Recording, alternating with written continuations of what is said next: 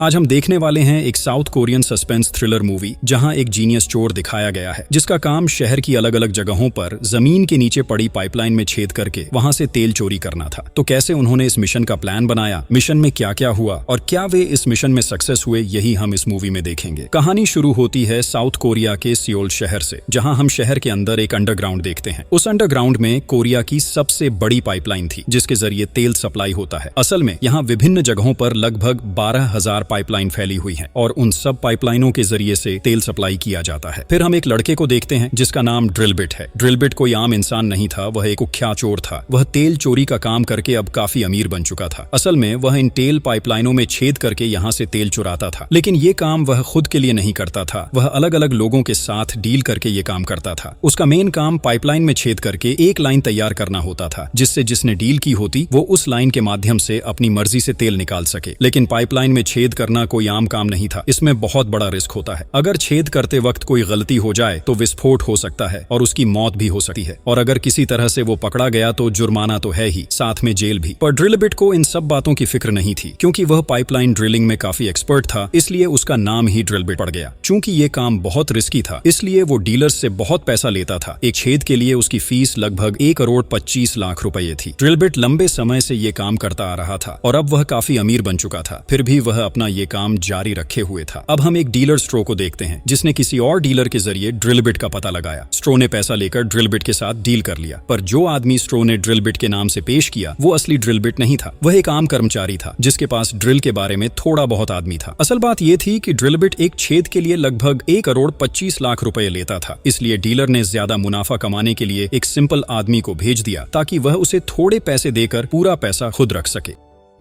अब वो आदमी अपनी मोबाइल में टाइमर सेट करता है, पर ड्रिल करते वक्त समय और प्रेशर में मेंटेनेंस बहुत जरूरी होता है। पाइपलाइन छेद करने में टाइम और प्रेशर दोनों का ध्यान रखना पड़ता है। चूंकि वह आदमी बिल्कुल एक्सपर्ट नहीं था, उसने उस पाइप पर बहुत प्रेशर दे दिया। वहां एक छोटी सी चिंगारी की वजह से तुरंत पाइप में आग लग गई और बहुत बड़ा विस्फोट हो गया। तभी डीलर मौके से भागने की कोशिश करने लगा। विस्फोट से पहले वह आदमी और स्ट्रो किसी तरह बाहर निकल तो गए, लेकिन स्ट्रो ने वही आदमी को पकड़ लिया और बोला, कितना नकली निकला तुम लोग, मेरे कितने पैसे खराब हुए, पैसे वापस दो। लेकिन असल पैसा तो डीलर के पास जा चुका था। स्ट्रो और कहता है, मेरे पैसे तो चले गए ही, ऊपर से अब पुलिस की छानबीन भी होगी, अगर मैं पकड़ा गया तो मेरी जान बन जाएगी। इतने बड़े विस्फोट के बाद पुलिस यहीं पहुंचेगी और जांच करते करते वे शायद मुझ तक भी पहुंच जाएंगे। थोड़ी देर बाद सचमुच पुलिस वहां पहुंच जाती है। पूरी टीम जगह को सील करके जांच करने लगती है। पहले वे वहां जली हुई चीजों को संभाल रहे थे, लेकिन अचानक उन्हें वहां एक ड्रिल मशीन का ड्रिल बिट मिल जाता है, जबकि यहाँ तेल पाइपलाइन के पास ड्रिल बिट होना ही अजीब था। इसका मतलब साफ था, किसी ने यहाँ जानबूझकर प्लान करके आग लगाई है। पूरे सीन को देखकर पुलिस भी यही सोचने लगती है। इसी बीच पुलिस टीम में एक शख्स था, मानसिक के बारे में सबका मानना था कि वह निकम्मा है। न तो सीनियर अफसर उसे तवज्जो देते थे और न ही उसके जूनियर्स। अब तक मानसिक कोई केस सॉल्व नहीं कर पाया था, इसलिए वह हमेशा खुद को साबित करने के मौके ढूंढता रहता था। आज जब उसने पाइपलाइन के पास ड्रिलबिट देखा तो वह बहुत स्मार्ट बनने की कोशिश करता है। वह अपने सीनियर अफसरों को बताने लगता है कि लगभग 5 साल पहले भी एक ऐसी ही पाइपलाइन में ऐसा ही मामला हुआ था। किसी चोर ने पाइपलाइन को ड्रिल मशीन से छेद किया था। मानसिक का मानना था कि शायद वही चोर आज भी शामिल हो सकता है और उस चोर को 5 साल पहले अरेस्ट भी किया गया था। इसलिए वह अपने सीनियर को समझाने का प्रयास कर रहा था कि अगर वे 5 साल पुराना फाइल निकालें तो शायद उसी चोर तक पहुंच सके। पर अफसर लोग मानसिक की बातों को बिल्कुल महत्व नहीं दे रहे थे, किसी को उसकी बातों की परवाह ही नहीं थी। फिर हम जनरल नाम के एक लड़के को देखते हैं जो एक गाड़ी के टैंक से तेल चुरा रहा था। असल में यही जनरल वह डीलर था जिसने ड्रिलबिट की जगह वो आदमी भेजा था। जनरल को पकड़ने की खोज में स्ट्रो वहां आता है और उसे मारने तक जाने वाला होता है, क्योंकि उसने गलत आदमी को क्यों भेजा। जनरल उससे कहता है कि मैं मजबूर था, ड्रिलबिट एक छेद के लिए 1,25,00,000 लेता है, इसलिए मैंने कम पैसे वाले उस आदमी को भेज दिया ताकि मुझे ज्यादा मुनाफा हो। स्ट्रो बोलता है, ठीक है तुमने जो किया कर लिया, पर मेरी रकम मैं खोना नहीं चाहता। 24 घंटे के अंदर असली ड्रिलबिट को मेरे पास लेकर आओ, मैं उसके जरिए दूसरी लाइन से तेल लूंगा। फिर हम असली ड्रिलबिट को देखते हैं जो हमेशा काफी कूल मूड में रहता था। पहले वह बहुत गरीब था, बाद में उसने इंजीनियरिंग कर ली, लेकिन जब उसने ये धंधा शुरू किया तो उसके पास पैसों की ऐसी बाढ़ आ गई कि मानो वह पैसे की मशीन बन गया। ड्रिलबिट ने यह काम करीब 5 साल पहले शुरू किया था। वही चोर जिसकी बात मानसिक कर रहा था, वही ड्रिलबिट ही था, और तब से मानसिक 5 सालों से उसके पीछे पड़ा हुआ था। पर सबूतों की कमी के कारण मानसिक कुछ कर नहीं पाता था। ड्रिलबिट इतना चालाक था कि उसके खिलाफ कोई सीधा सबूत ही नहीं मिलता था, और वह यह अच्छी तरह जानता भी था कि मानसिक उसे पकड़ डिचने के लिए लिए पस्त है। एक बार जब मानसिक छुप छुप कर ड्रिल बिट पर नजर रख रहा था, ड्रिल बिट ने उसे पकड़ लिया और कहा, ऐसे छुप कर मेरा पीछा करना बंद करो। कितने दिन तक मेरे पीछे पड़े रहोगे? क्या तुम समझते हो हर चोरी के पीछे मेरा ही हाथ है? ये तुम्हारी गलतफहमी है। मानसिक बोला, मुझे पता है शहर की चोरियों के पीछे तुम्हारा हाथ है। अगर तुम निर्दोष हो तो मैं अभी तुम्हारे गैराज की तलाशी लेना चाहता हूँ। ड्रिल बिट ने उसे गैराज सर्च करने को कहा, लेकिन पूरी तरह तलाशी के बावजूद भी मानसिक को वहाँ कुछ भी ऐसा नहीं मिला जिससे ड्रिल बिट को दोषी ठहराया जा सके। ड्रिल बिट वहाँ खिसकर जोरदार हंसता है और मानसिक वहाँ से चला जाता है। थोड़ी देर बाद जनरल ड्रिल बिट के पास आता है। असल में जनरल ड्रिल बिट का दोस्त था जो ड्रिल बिट के लिए विभिन्न जगहों से क्लाइंट लाया करता था, लेकिन इस बार लालच में उसने ड्रिल बिट की जगह किसी और को भेज दिया ताकि वह ज्यादा कमीशन कमा सके। जब ड्रिल बिट को यह बात पता चलती है कि जनरल ने कमीशन की लालसा के चलते इतना बड़ा हादसा करा दिया तो ड्रिल बिट उस पर बहुत गुस्सा होता है। जनरल बार बार माफी मांगता है और कहता है कि जिसने उसे काम दिया था वह एक बड़े गैंगस्टर है। उसका काम पूरा न होने की वजह से वह जनरल के पीछे पड़ा हुआ है और अगर यह काम मैं पूरा नहीं कर पाया तो वह मुझे मार देगा। जनरल रिक्वेस्ट करता है, तुम मेरी मदद करो, मैं वादा करता हूँ मैं फिर कभी इस तरह का कुछ नहीं करूंगा। तो क्योंकि जनरल ड्रिल बिट का बहुत अच्छा दोस्त था, इसलिए ड्रिल बिट जनरल की बात नजरअंदाज नहीं कर पाता। वह सीधे स्टरो के पास जाता है। डील के मुताबिक वो फिर से एक और पाइपलाइन में छेद करने निकलता है। ड्रिल बिट के पास एक स्पेशल ड्रिल मशीन थी जो उसने खुद बनाई थी। उस मशीन और अपनी काबिलियत की वजह से वह उस पाइपलाइन में बखूबी छेद कर देता है और साथ ही वहां एक गुप्त लाइन भी जोड़ देता है। स्टरो जब ड्रिल बिट की यह कला देखता है तो वह काफी इंप्रेस्ड हो जाता है और उसे एक बड़े बिजनेसमैन का एड्रेस दे देता है जहां जाकर उसे बड़ा डील मिलने वाला था। ड्रिल बिट तुरंत उस एड्रेस पर पहुंचता और वहां उसे उस बिजनेसमैन से मिलना होता है। उस शख्स का नाम जियान था। जियान भले ही बड़ा बिजनेस था पर वह कर्ज में डूबा हुआ था। इतना कर्ज कि अगर उसने अपना घर गाड़ी सब बेच दिया और सारी उम्र कमाई ही करता रहा तब भी कर्ज चुकता नहीं था। इसलिए जियान चाहता था कि ड्रिल बिट उसकी तरफ से पाइपलाइन में एक लाइन बना दे जिससे वह वहां से तेल चोरी करके अपने कर्ज चुकता कर सके। जियान ड्रिल बिट को कहता है कि तुम हमारे शहर की सबसे बड़ी पाइपलाइन में छेद करके मेरे लिए एक लाइन बना देना, जो भी तुम चाहो उतना पैसा मैं दूंगा। पर ड्रिल बिट समझ जाता है कि जियान इस काम से करोड़ों उगा लेगा, इसलिए चालाकी से वह अपनी फीस लगभग 5 गुना बढ़ा देता है। जियान को भी कोई आपत्ति नहीं होती और वह ड्रिल बिट को मिशन शुरू करने को कहता है। क्योंकि यह काम शहर की सबसे बड़ी पाइपलाइन में करना था, इसलिए ड्रिल बिट एक बहुत ही मजबूत टीम बनाता है। हर मेंबर अपने अपने काम में माहिर था। मजेदार बात यह है कि उस टीम में वही आदमी भी था जो पहले उस विस्फोट वाली घटना के दिन वहां गया था। उसका नाम था वेल्डर। वेल्डर ड्रिल में ज्यादा अच्छा नहीं था पर इलेक्ट्रॉनिक्स के काम में उसका आइडिया अच्छा था। टीम के बाकी मेंबर थे चिफना जो एक सिविल इंजीनियर था और मैप की समझ में पारंगत था, जियोफ जो मशीन ऑपरेटर था और टीम में एक लड़की भी थी जो एक होटल के रिसेप्शन सेक्शन में काम करती थी। उसका नाम टीना था। टीना जिस होटल में काम करती थी वही होटल उस बड़ी पाइपलाइन के साथ जुड़ा हुआ था, इसलिए वे लोग होटल के अंडरग्राउंड के रास्ते अपना मिशन चलाने का प्लान बनाते हैं।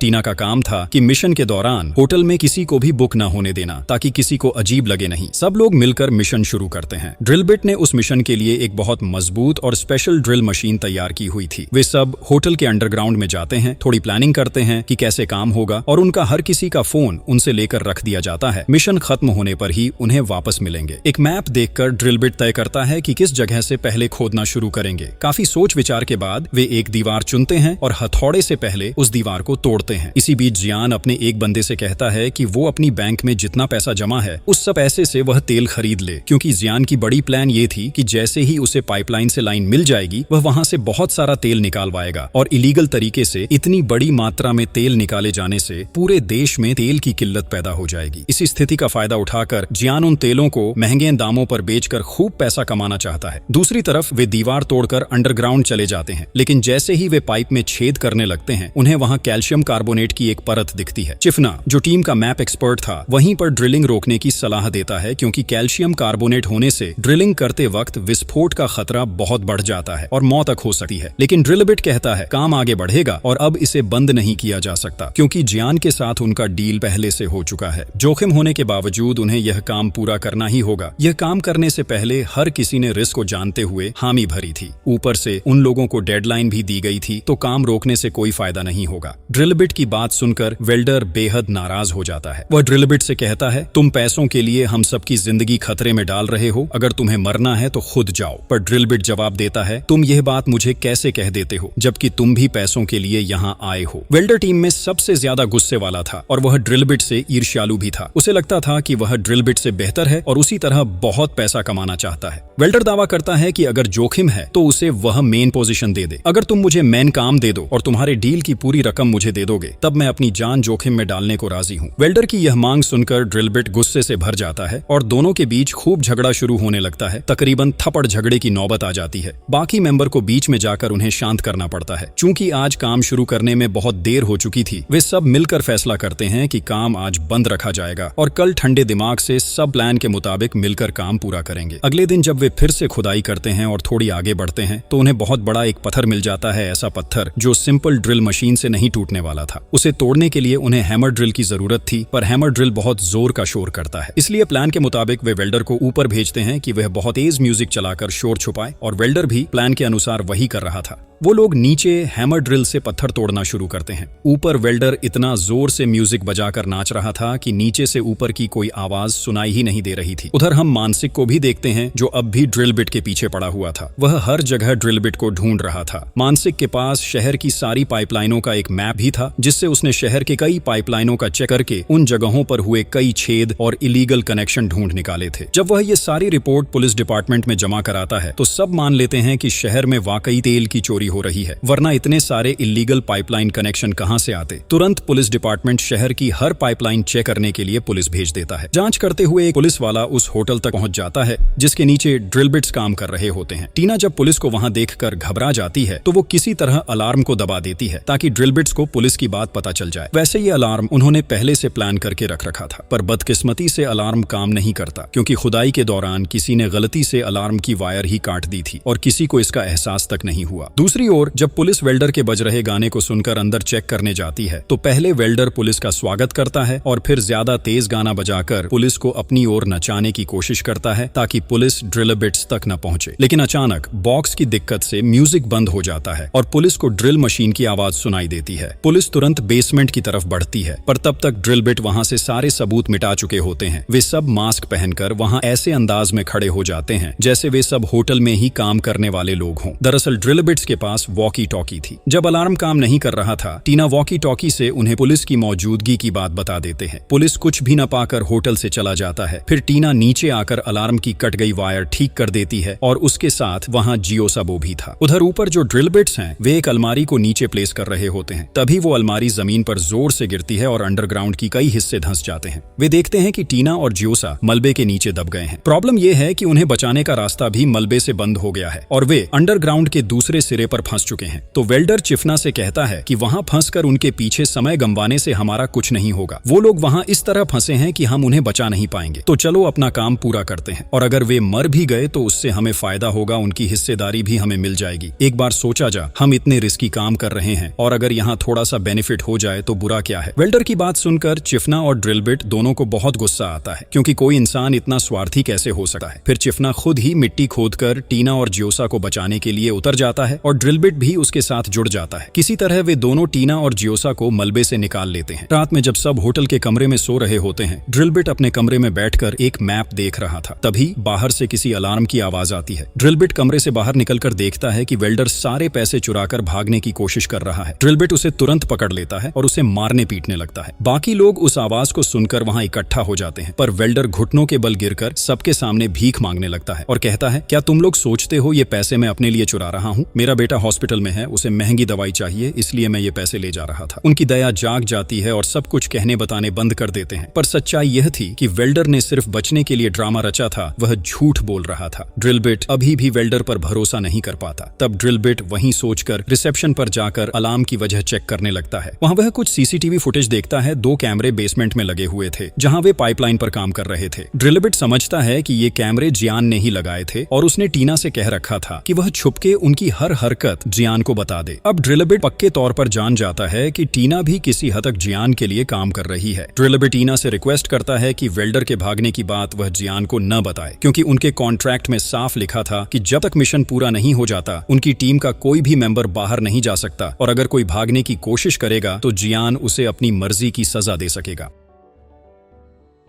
ठीक उसी वक्त जियान वहां पहुंचता है और कहता है कि भले मैं तुमसे दूर रहूं, तुम्हारी हर खबर मेरे पास पहुंचती है। वेल्डर के भागने की कोशिश की सूचना भी मुझे मिली है। कॉन्ट्रैक्ट के अनुसार उसे सजा मिलनी ही चाहिए। इसके बाद जियान टीम की पेमेंट में से कुछ रकम काट देता है। फिर वह वेल्डर को एक जगह ले जाकर अपने लोगों के सामने सजा देता है और उसे कहता है कि अगर तुम चाहो तो मैं तुम्हें और पैसे दे दूंगा, पर इसके बदले में तुम मुझे ड्रिलबिट के बारे में सारी इन्फॉर्मेशन दोगे। जियान असल में किसी भी तरह की गलती होना नहीं चाहता था। उसके ऊपर इतना बड़ा लोन था कि अगर कुछ भी गलत हुआ तो उसका सब कुछ खत्म हो जाएगा, इसलिए वह हर चीज के प्रति बेहद सतर्क था। इसके बाद ड्रिलबिट और उसकी टीम फिर से अपना काम शुरू कर देती है। वहीं दूसरी तरफ मानसिक अपनी पूरी टीम लेकर शहर की हर पाइपलाइन में छेद ढूंढने में लगा रहता है। जो जगह मानसिक और उसकी टीम पर है, ठीक उसी जगह के नीचे ड्रिलबिट और उसकी टीम अपना मिशन चला रहे होते हैं। ड्रिलबिट और साथ ही जो टूल्स इस्तेमाल कर रहे थे वे सारे लोहे के थे, और जब एक पुलिस वाला वहां मेटल डिटेक्टर से चेक कर रहा था तो उन लोहे के औजारों की वजह से बीप साउंड आ जाता है। मानसिक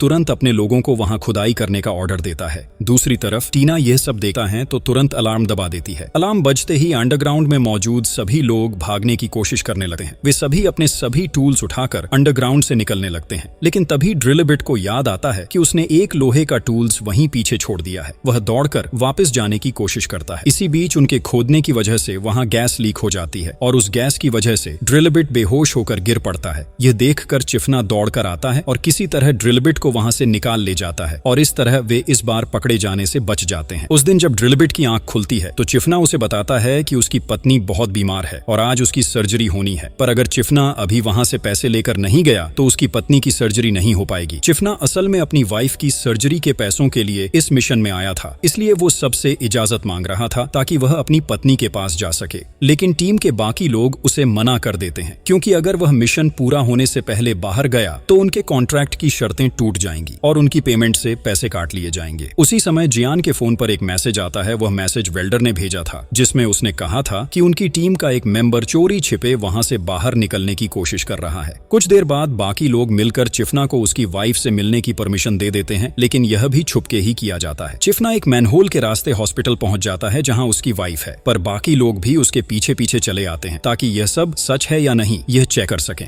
जब चिफना वहां पहुंचता है तो उसे पता चलता है कि उसकी वाइफ कुछ दिन पहले ही मर चुकी है। यह जानकर वह बुरी तरह टूट जाता है। वह अपनी वाइफ की फोटो के सामने बैठकर रोने लगता है और टीम के बाकी मेंबर्स भी चिफना की इस हालत को देखकर उदास खड़े रहते हैं। फिर सब मिलकर चिफना को लेकर उस टनल के रास्ते वापस होटल पहुंचते हैं, पर वहां पहुंचकर उन्हें दिखता है कि जियान अपने लोगों के साथ मौजूद है, यानी वे सब जियान के पास पकड़े गए हैं। चूंकि हर किसी ने कॉन्ट्रैक्ट की शर्तें तोड़ी हैं, जियान उन पर बहुत गुस्सा है। चिफना जियान से कहता है कि उन लोगों की कोई गलती नहीं है, मेरी वाइफ बीमार थी इसलिए मैंने उनसे कहा था, उनकी कोई गलती नहीं। चिफना सच बोल रहा था, पर जियान उसे मारने लगता है। ड्रिलबिट को यह सब बिल्कुल सही नहीं लगता। किसी बेबसी इंसान को मारना वह बर्दाश्त नहीं कर सकता, इसलिए ड्रिलबिट बहुत गुस्से में आकर अपना कॉन्ट्रैक्ट कैंसिल कर देता है और बताता है कि अब वह जियान के लिए काम नहीं करेगा। उसी वक्त जियान ड्रिलबिट को उसकी माँ की एक तस्वीर दिखाता है और कहता है कि उसकी माँ अब उनके पास है। अगर ड्रिलबिट अब काम पूरा नहीं करता तो वे उसकी माँ को मार देंगे। ड्रिलबिट अब चारों तरफ से जियान फंस चुका था, इसलिए उसे मजबूरन काम करना पड़ा। लेकिन जियान अब और कड़ी शर्त रखता है, जब तक वे उस पाइपलाइन को ढूंढकर नहीं दिखाते तब तक वे अंडरग्राउंड से बाहर नहीं जा सकेंगे, मतलब बाहर आने की इजाजत नहीं मिलेगी। उन्हें ध्यान से तेजी से वो पाइपलाइन खोजनी होगी। जब सब लोग अंडरग्राउंड में काम कर रहे थे तभी चिफना बेहोश हो गया। असल में उसे कैंसर था जो उसने अब तक किसी से नहीं बताया था और उसे इमरजेंसी ट्रीटमेंट की जरूरत थी। ड्रिलबिट सारे काम छोड़कर चिफना को डॉक्टर के पास ले जाना चाहता था, पर जियान के लोग उसे जाने नहीं दे रहे थे। ड्रिलबिट अब और बर्दाश्त नहीं कर पाया। वह नीचे जाकर जियान के लोगों से भिड़ गया और किसी तरह चिफना को लेकर वहां से निकलने में कामयाब हो गया। लेकिन वहां जियान के और लोग भी आ पहुंचे थे और अब उनके पास भारी हथियार थे। शुरुआत में ड्रिलबिट की टीम थोड़ी घबरा गई क्योंकि वे समझ नहीं पा रहे थे कि कैसे टकराव निभाए। तब वे पास के एक गैस पाइप का इस्तेमाल करके खुद को बचाने की कोशिश करते हैं। गैस पाइप में लगी आग की वजह से जियान के लोग पास तक पहुंच नहीं पाते। जियान यहाँ तक धमकी देता है कि वह उन्हें गोली मार देगा, पर ड्रिलबिट अच्छी तरह जानता है कि अगर जियान सचमुच उन्हें मार देगा तो जियान का भी मिशन पूरा नहीं होगा, इसलिए वह सच में ऐसा नहीं करेगा। जाएगा। ड्रिलबिट जियान और उसकी टीम से कहता है कि अगर अभी उन्हें जाने नहीं दिया गया तो वह जियान और उसके लोगों को मार कर ही रहेगा। जियान फिर भी गोली मारने की धमकी दे रहा था, पर चिफना दौड़कर गोली खींचने की कोशिश करता है तो जियान तुरंत उसे गोलियां मार देता है। बाहर से गोली की आवाज सुनकर मानसिक और उसकी पूरी टीम वहां आ रही होती है, जिसकी वजह से जियान अपने लोगों के साथ किसी तरह वहां से भाग निकलता है। ड्रिलबिट भी अपने साथियों को लेकर किसी तरह वहां से निकलने में कामयाब हो जाता है। जब पुलिस वहां पहुंचती है तो वे सिर्फ चिफना का शव पाते हैं, पर किसी को पकड़ पाने में वे नाकाम रहते हैं। चिफना की मौत से ड्रिलबिट बहुत दुखी होता है और किसी भी तरह जियान से बदला लेना चाहता है। इसके बाद ड्रिलबिट सीधे अपने पुराने दोस्त जनरल के पास जाता है। जनरल से पता चलता है कि उसने ड्रिलबिट की मां को बचा लिया है और सेफ जगह पर रखवा दिया है, इसलिए अब ड्रिलबिट के पास डरने की कोई वजह नहीं रही और वह जियान से बदला ले सकता है। वहीं दूसरी तरफ वेल्डर को शरीर पर चोटें आई थीं और वह हॉस्पिटल में इलाज करा रहा था। वहां पुलिस की टीम पहुंचती है। ड्रिलबिट किसी तरह वेल्डर को वहां से निकाल ले आता है, क्योंकि अगर वेल्डर पकड़ा गया तो उनकी टीम के लिए खतरा बन जाएगा। तभी जियान के पास एक अननोन नंबर से कॉल आती है और उस शख्स ने उसे किसी जगह मिलने को कहा। जियान देखता है कि टिना, जो पहले उसकी तरफ थी, अब ड्रिलबिट के साथ चली गई है। जब जियान उस अननोन कॉलर से बात करता है तो उसे समझ आता है कि वह कोई और नहीं बल्कि ड्रिलबिट ही है। जियान ड्रिलबिट से रिक्वेस्ट करता है कि मिशन पूरा कर दे, पर ड्रिलबिट कहता कि हम सब मिलकर तुम्हारा मिशन पूरा कर देंगे, पर अब हमें और ज्यादा पैसे चाहिए, क्योंकि तुम्हारी वजह से अब पुलिस हमारे पीछे पड़ गई है और पकड़े जाने का खतरा 80% है। अगर तुम हमारी फीस 5 गुना बढ़ा दोगे तो हम तुम्हारा काम कर देंगे, क्योंकि इस काम को पूरा करते ही हम सब मिलकर फॉरेन चला जाएंगे। वहां हमारे ऊपर कोई रिस्क नहीं रहेगा, और अगर तुम हमारी शर्तें अभी मान नहीं लेते तो हम पुलिस को तुम्हारे बारे में सब कुछ बता देंगे कि तुमने हमें उस पाइपलाइन में इलीगल कनेक्शन बनाने को कहा था। तुम सोच भी सकते हो तुम्हारे लिए क्या होगा। जियान आखिरकार ड्रिलबिट की शर्त मान लेता है।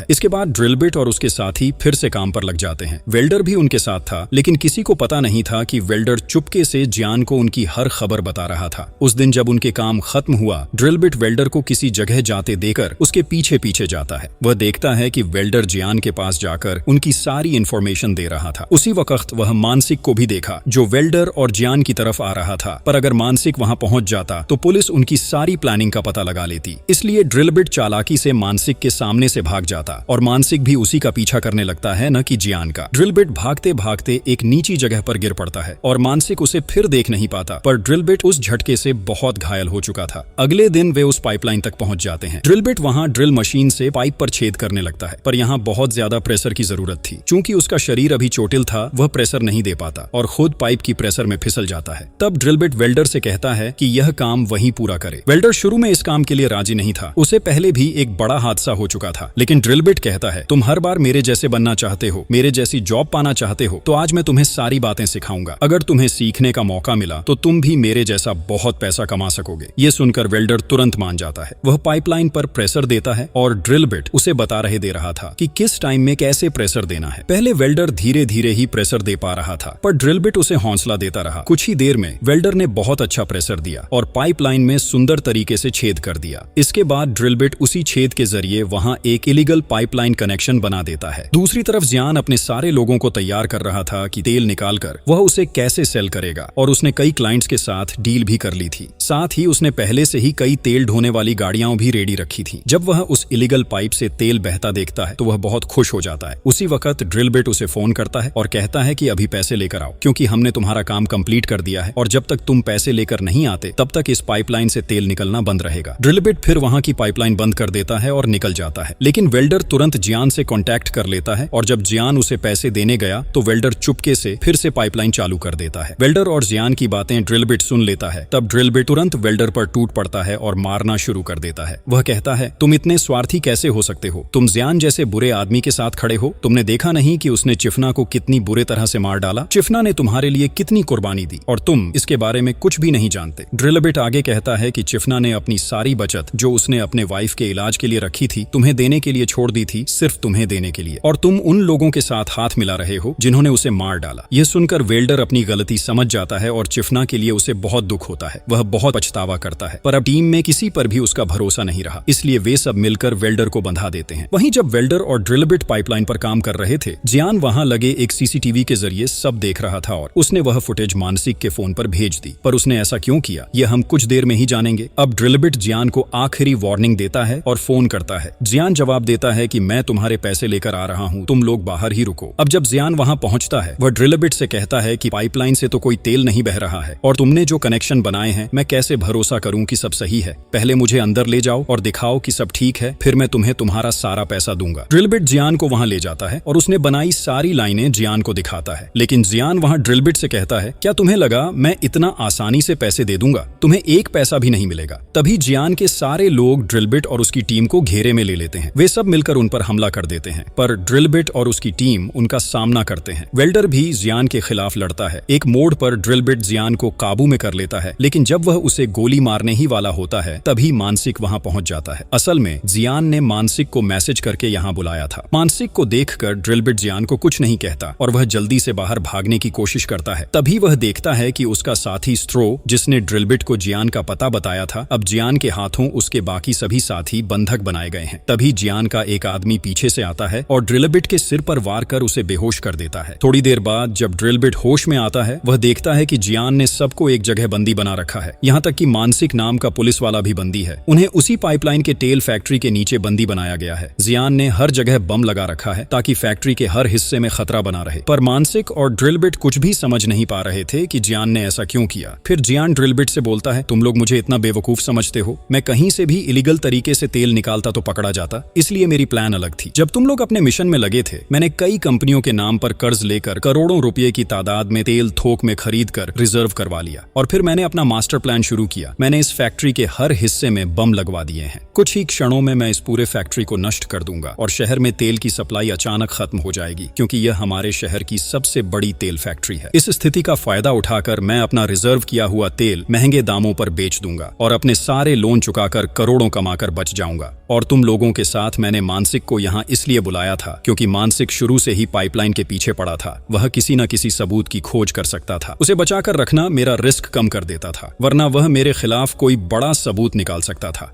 आज तुम सब वहीं खत्म हो जाओगे और अगर तुम अंडरग्राउंड के नीचे ब्लास्ट होकर मर भी जाओ तो कोई तुम्हारे शव तक नहीं पहुंचेगा।